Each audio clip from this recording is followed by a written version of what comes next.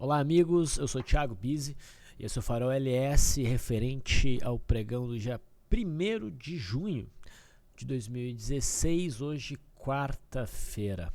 Vamos às movimentações do mercado.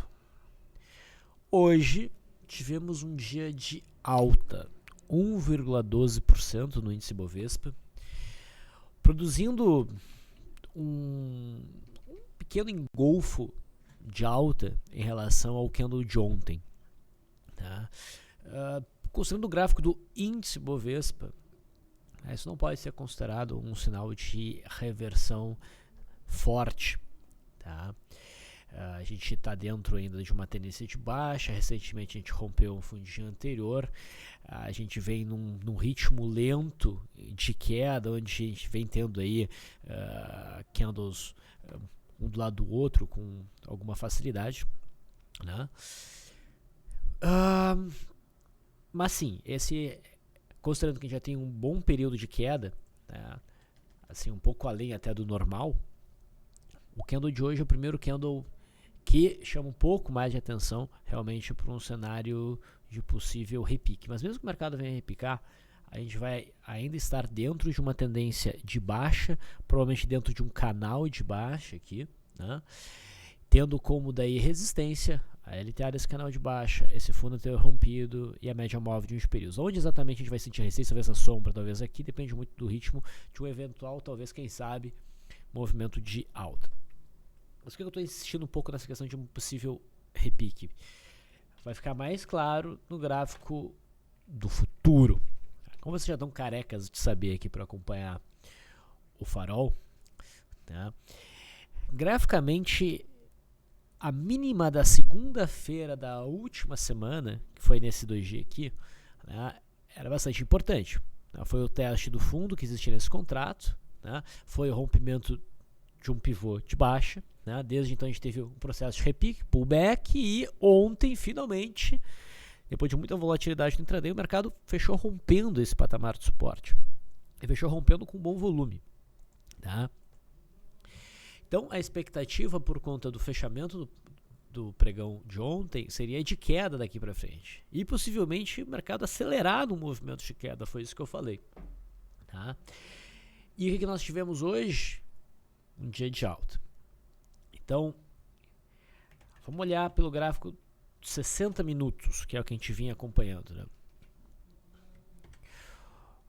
O fechamento de ontem foi assim. Então, claramente, nós tivemos o rompimento dessa zona de suporte. O mercado, inclusive, não sei se de testar esse suporte antes de romper no pregão de ontem, testar e respeitar. Né? E rompemos com bom volume, enfim. Sombras superiores indicando que o mercado tentava subir e não conseguia.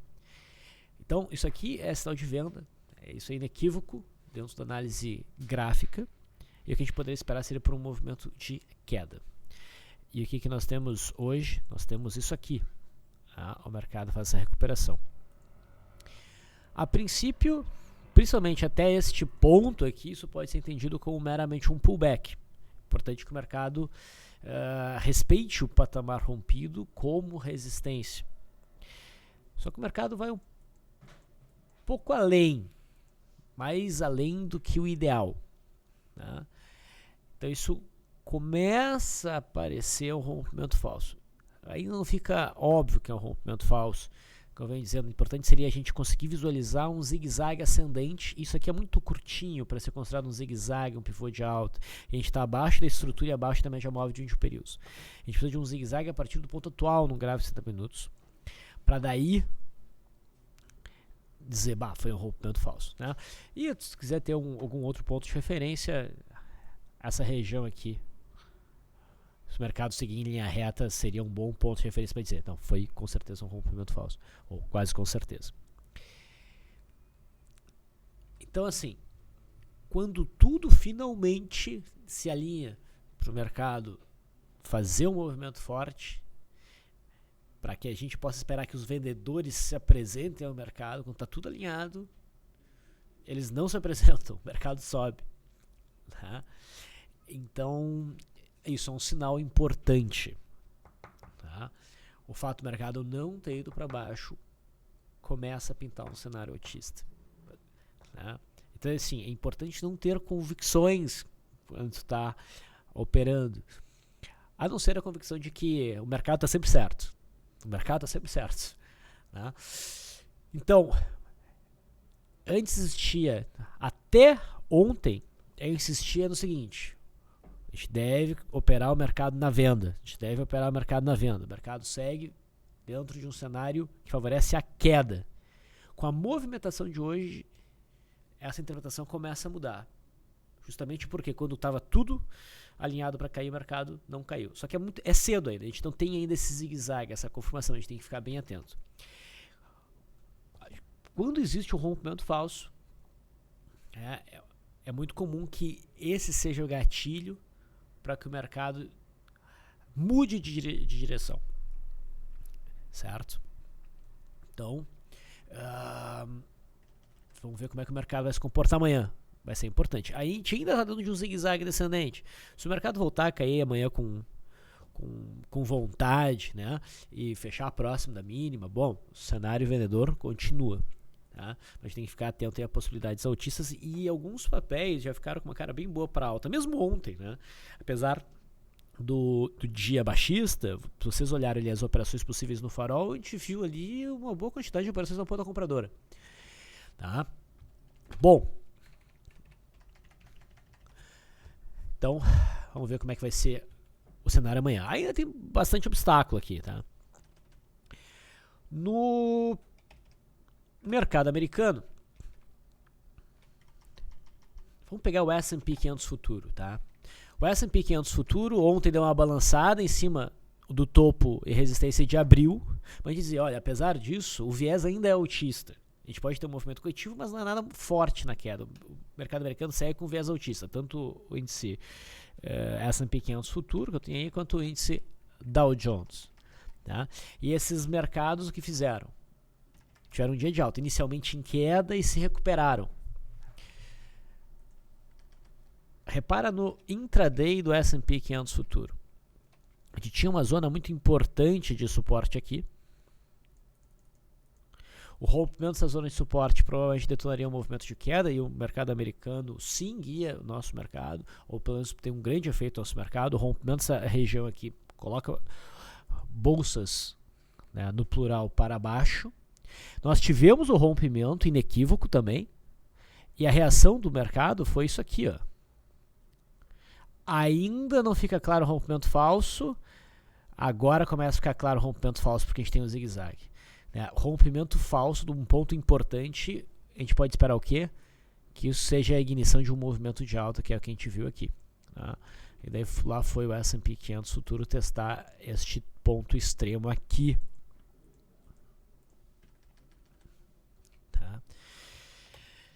Então, isso ajudou, claro, o nosso mercado a insistir no movimento de alta. Tá? Para o mercado americano, o viés ainda é de alta. A gente não tem um cenário muito baixista. Tá?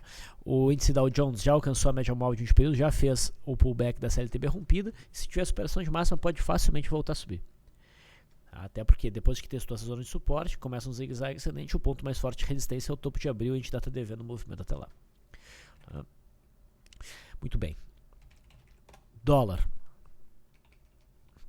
Esse aqui é o gráfico do dólar, né, sem ajuste nenhum. O dólar está estressando essa zona de resistência. Assinou o rompimento ontem, a gente viu que esse rompimento vem pela troca de contrato, então não leva muita fé.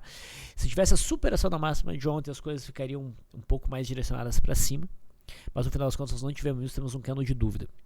Tá? Se a gente for olhar o contrato mesmo vigente agora, o N16, pelo gráfico diário, onde essas questões de troca de contrato influenciam, porque a gente está olhando só o contrato de agora, a gente percebe que a resistência aqui ainda está segurando os preços. A gente teve esse Twin Towers, mas ele não foi acionado. A gente ainda fica na expectativa. Se tiver um fechamento acima dessas máximas aqui, o dólar gera um rompimento altíssimo e a expectativa seria de alta. Enquanto isso não acontece, ele fica aí oscilando próximo da resistência. Um ponto confortável para abrir compra, com certeza, a gente tem que esperar romper, e a venda, tu ainda vê o dólar insistir num movimento de alta, né?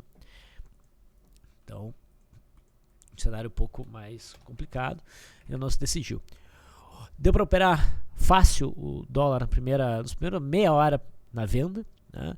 E depois ele ficou mais volátil, tá? Mas o que ele fez de importante para nós, que pode ser levado para o próximo pregão, é ter reafirmado a zona de 3.664 como uma zona importante de resistência.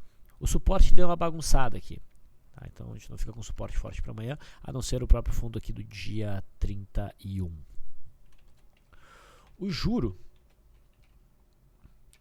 com esse engolfo de baixa recente, né, a mensagem foi de que o juro continuaria andando de lado dentro dessa amplitude aqui desse retângulo, é o que nós estamos tendo. O juro está indo em busca do suporte, mas nada que motive aí uma operação na ponta vendedora.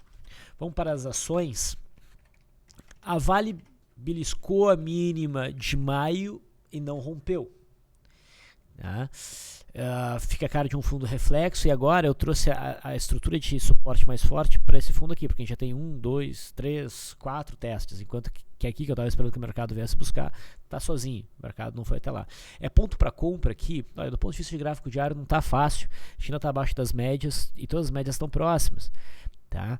Então, na periodicidade diária, a Vale não está num ponto que pelos modelos que a gente trabalha possa permitir compra. Mas se a gente for olhar o gráfico semanal, daí a média de 21 períodos chegando por baixo, a formação de um segundo candle aí, de indecisão, começa a chamar atenção.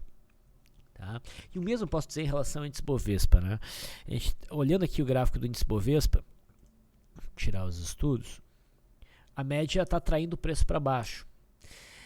Mas às vezes a média exponencial é que acaba segurando, e a média exponencial já foi alcançada. Tá? Então isso só nos dá um alertazinho. Então, esse é o cenário da Vale. Tá? Se ela romper com força aqui, a gente poderia até pensar em venda, romper para baixo, mas por enquanto o melhor é não fazer nada. As operações que a gente abriu na Vale recentemente já foram encerradas positivamente. Tá? A Vale 3, mesma coisa. Suporte vai começando a se consolidar na faixa dos 13,68. Aqui também já testando a média móvel de 21 períodos aritmética no semanal, né, num cenário de possível correção. Compra por correção. Então, se no gráfico diário não tem um sinal muito claro, a gente poderia buscar no semanal. Tá? Ambev vai assistindo um movimento de alta em busca da resistência de 19,60, mas nada que seja muito operável. Petrobras caiu um pouquinho mais, veio aqui para baixo, mas acabou se recuperando. O petróleo deu um mergulho e recuperou para caramba. Tá? De todos estes candles aqui, desde que ela vem caindo, é o primeiro candle que tem que é mais amigável para o cenário de reversão, mas o cenário em si não é dos melhores. Tá? Então eu não vejo aí um cenário bom para compra. Tá? A mesma coisa na PTR3, essa até, na minha opinião, um pouquinho pior.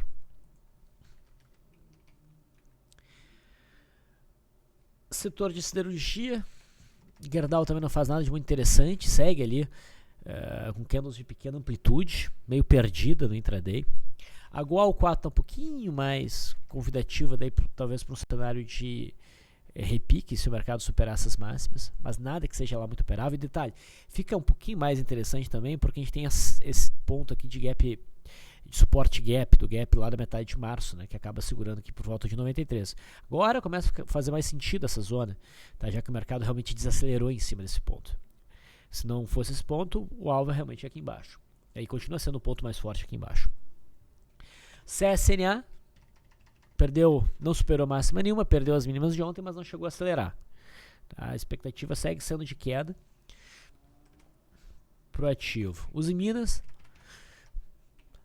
teve um dia de queda, mas nada demais, um dia de decisão, nada a ser feito.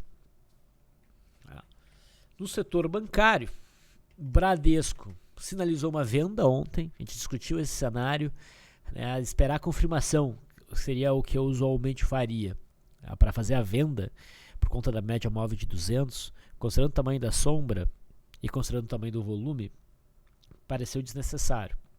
Hoje a gente teve um dia de recuperação formando um doji, tá? E muitos vão ver nisso uma oportunidade de compra se o candle de hoje tiver sua máxima superada. mas eu considero um cenário um tanto desconfortável. Tá? Em Itaú, também há uma recuperação hoje, mas não o suficiente para dizer que ontem foi um rompimento falso. Mesma coisa em Bradesco, né? Não dá para dizer que foi um rompimento falso. Banco do Brasil segue dentro do seu movimento lateral, que deve ser entendido por hora como um processo de pullback. Tá? Qualquer alteração nisso, obviamente, eu vou informá-los. Outros ativos que a gente pode comentar aí, acho que a lista até é longuinha, vou tentar ser rápido. A LSE3 chamou atenção ontem para um possível trade de retorno na média, hoje não acionou, faz um candle pequeno, que também chama atenção, tá? Que é reforçado pelo cenário do gráfico semanal, né? Testando o topo anterior e média móvel de 21 períodos. Mas é um C+, tá? Não é um tradeaço. BTW3 perdeu a mínima de ontem, fluiu para baixo como a gente esperava, até de oferecer uma operação de rompimento de primeiro movimento intraday, está com cara de seguir em queda. BVMF não perdeu a mínima de ontem, faz um inside day com um cenáriozinho aí de alta hoje, mas segue numa posição bem desconfortável. Boa parte dos papéis estão numa zona desconfortável para operações, né? Esse movimento arrastado do mercado é o tipo de movimento que eu menos gosto. Cosan, a gente vinha falando de Cosan e hoje Cosan chama atenção, é um trade possível. Tá? A gente falava que para pensar em compra em Cosan deveria aguardar o rompimento da LTBzinha terciária, um candle que fechasse acima das médias, candle que fechasse próximo da máxima, tivesse um volume razoável, e daí a gente poderia usar esse candle como argumento pela superação da sua máxima. É isso que nós temos aqui. Então Cosan é um trade possível. Ontem chamou atenção para São Martinho, né? Ela acabou não acionando. A superação da máxima seria o nosso gatilho. A gente teve um dia de queda, fazendo engolfo de baixo, é uma coisa desconfortável. Se eu tivesse comprado, coisa que eu não fiz, né, antes do sinal aqui, eu teria ajustado o stop para mínima, porque essa é a minha regra. Sempre que eu tenho um rompimento e o candle seguinte engolfa na direção contrária esse rompimento, eu ajusto o stop para mínima ou para máxima, depende do caso. Nesse caso é a mínima. CSMG3 não acionou a superação da máxima de ontem, mas ainda está com uma carinha boa para esse acionamento. Tá? DIR3 vai ficando desinteressante. Hoje a gente teve um candle de dúvida, não acelerou, mas ainda tem uma cara de massa de bandeira e o viés aí ainda é de baixa. Ecor 3 acionou o cenário de correção, o volume continua sólido. Elet 3 e Elet 6 chamaram a atenção hoje, deram uma boa puxada. Elet 3 com mais de 7% de alta, rompendo o topo anterior, mas isso não gera entrada na minha leitura. A gente tem uma resistência importante, 8,70, a gente está muito próximo desse ponto. Acho que a gente chegou a comentar Elet 6 ontem, né? Que começava a chamar a atenção por ter testado a média móvel de 20 períodos, a perda mínima poderia tornar um trade por correção, mas considerando a tendência de alta, do semanal, como estava o aspecto, aquela sombra inferior, testando os topos anteriores, é melhor não fazer nada. E que bom, né? Porque teria acionado, teria já top. Expectativa para a Elet 6 é de alta nos próximos pregões, melhor que o da Elet 3, mas não gera trade. SC3 tinha um cenário muito parecido com a BTW3 ontem, acionou, mas ainda não fluiu. Gafisa, vocês lembram de Gafisa? Gafisa finalmente alcançou aquele ponto principal em 1,81, 1,80. E daí, nesse ponto, faz um engolfo de alta. Mas o volume está muito fraco. A gente está próximo da média móvel de 20 períodos. É um movimento meio arrastado também, não é aquele movimento agudo de queda. Então não chega a configurar um ponto muito bom para uma entrada na ponta compradora. Mas se fechar assim, olha o semanal disso daí. Se a gente tiver um fechamento de semana boa, dá para operar pelo gráfico semanal. Se a operação não surge no gráfico diário, mas surge no semanal, a gente opera pelo semanal. Ela está com uma cara boa, testando esse fundo aí, bem importante e com uma boa distância para a média móvel de 21 períodos. Talvez até o final da semana o sinal fique melhor, né? HBOR 3 ontem fez essa paulada para baixo, era uma barra de ignição, a perda mínima tornaria uma venda, só que o papel faz o oposto hoje, abre um gapzinho de alta, na mínima sobe, fecha na máxima, né? Um volume bem parelho, Isso é quase um Twin Towers. Venda que está completamente abortada, a gente não teve acionamento. E se o cara for agressivo, a superação da máxima de hoje detona aí uma barra de ignição. Provavelmente o mercado vai para cima numa boa medida. HGTX sinalizou uma venda ontem. E o que faz aqui? Engolfa para cima. Só que o volume foi fraco. Tá? De qualquer forma, dentro da minha regra, eu ajusto só para cima dessa máxima aí. Não é algo que a gente espera de um papel que rompe para baixo, e rompeu bonito, não foi feio. Então, é bom ajustar esse stop. MRVE3. Tá? Desde que o MRVE3 tentou romper e não conseguiu, acabou rompendo para baixo, a expectativa era manutenção do movimento de queda, dava queda de reversão, ignorava, perdia a mínima, descia um pouquinho mais. E eu queria ver o papel cair até aqui as proximidades da média móvel de 200. Tá? Ali a gente teria um bom ponto de retorno na média. Só que o candle de ontem até já sinalizou um possível retorno na média, melhor que os anteriores, e hoje melhor ainda, porque consegue superar várias máximas. A gente abre em gap de alta, a gente cai e a gente volta a subir. O mercado negou a queda. Se a gente for olhar pelo gráfico semanal, tá, repara o seguinte, o ponto crítico do semanal, o topo de 2013 é aqui, a gente tem esse topo de 2014, então não está no vazio completamente. Tá? Então a gente pode ter uma movimentação autista na MRV3, eu ficaria atento, principalmente para day trades na ponta compradora se vier a surgir, claro. Natura, pessoal. Natura, gap de alta hoje, forma um cenário de gap de fuga. Por ter tido um pouco mais de volume pelo tamanho do candle, mas com certeza chamou atenção hoje. Eu só não coloco um cenário de compra por gap de fuga para fazer a operação mesmo, a nota muito boa, por causa dessa média móvel de 200 aqui que está bem próxima, então me incomoda. No intraday hoje, formou uma ilha bem bonita para ser operada. A gente estava depois, a gente perdeu, a gente não conseguiu pegar. Tá? Aqui a gente estava avaliando um trade de retorno na média, mas aqui não nos convenceu, a gente optou por ficar de fora. E olha como é que o papel fechou, num Opening Power Breakout. Então, no mínimo a gente vai querer buscar a operação no intraday, vamos ver como é que a coisa flui. Claro, se o mercado superar o fechamento de hoje, amanhã detona esse setup intradiário. O IBR3, pessoal, é o gráfico mais bonito de hoje. O IBR3 chamou nossa atenção aqui, não acionou e tinha um ponto desconfortável pela zona de resistência. A gente teve 2 dias de correção respeitando o suporte do gap aqui, né? E hoje o papel rompe essa faixa de resistência. Então a gente tem um retângulo rompido no fundo com as bandas estreitas se abrindo, né? Um cenário aqui, a LTB já foi rompida, o mercado vem se arrastando, pá! Violência, gap aberto. Entrada de volume. Então é compra, pessoal. E simetricamente tem um puta espaço para o mercado subir. Então isso aqui é compra forte, mas bem especulativa, né? O papel subiu 15% hoje, o stop é de uns 16, 17%. Tá? Ficou muito melhor que o IBR4. O IBR4 está saindo numa zona de suporte, tem muito obstáculo pela frente. O negócio é o IBR3. Tá? Lembrando que é um papel com grande volatilidade. Pecar, a gente falou de Pecar ontem, né? Tava fazendo uma carinha de fundo reflexo e hoje deixa com ainda mais cara de fundo reflexo. E o Ibovespa está perigando, né? A gente está em cima de um número bem importante, que é dos 40, a gente tem uma distância significativa, né, dentro do cenário para a média móvel de 21 períodos. Pode surgir aí um movimento de alta se a gente tiver a máxima de hoje superada. No mínimo a gente vai querer acompanhar isso no intraday e buscar day trades alinhados com essa direção. E se fechar abaixo dos 40, romper os 40 days, inequivocamente é venda. PDGR também faz um gap de fuga hoje. Tá? Também não enquadra bem para uma operação, a gente está em cima de um obstáculo importante, que é esses fundos anteriores.